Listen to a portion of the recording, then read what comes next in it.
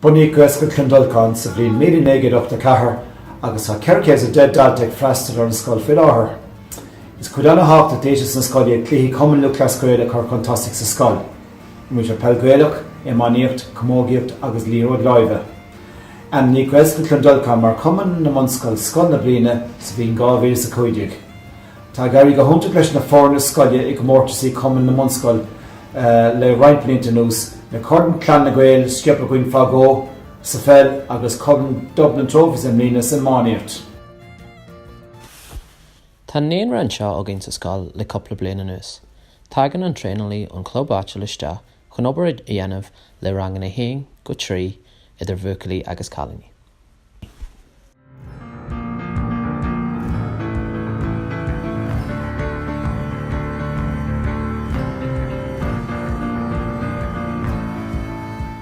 Tá liú clasíocht an teagann sa scoil le rangan na 3 go 6 tá ras na trastíre áitiúil tu go me 10 go dtí an méid is mó páistí gur féidir linn sean sa hort san liú clasíocht agus tá comórtas mór ag deireadh na bliana is santraf átá neart beann búta agann freisin.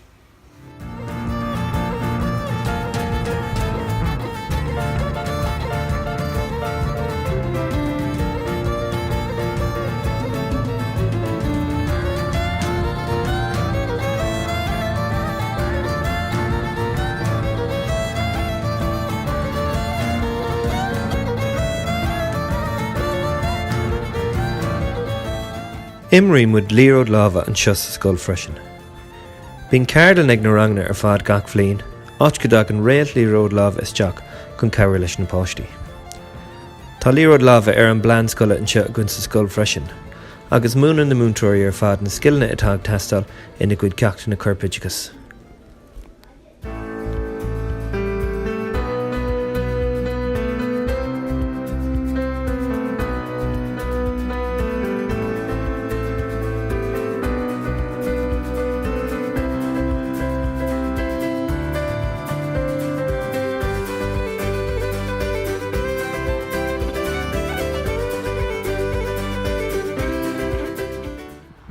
Tá foreign pellgéileach agus foreign commógaíocht againn seo in sa scoil.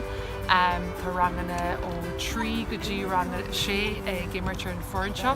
Tá mé héananig plé leis ar feadh beidir 3 bliana is agus tá na cáilín dul ó neart go neart agus chuamuid chu fada leis an clifa le cheanna sem muoine so le cúna dé chéad bhí le neart tréáil go mé muid ag dul go dtí Páirc Frócaí.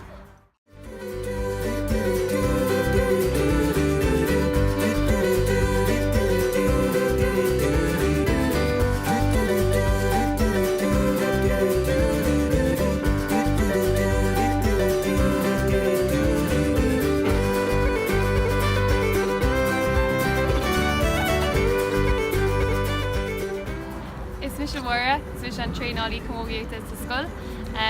Dair go hinnta léann am lína agus bhí mar Páirc an Cócaigh cúpla bhí ó hin, Tá cúpla fuair na gcuin sa scoil, agus antáling goil an club Round Towers a cairling freisin, so tá súla goin go méid blíonn go gin an blint cúr go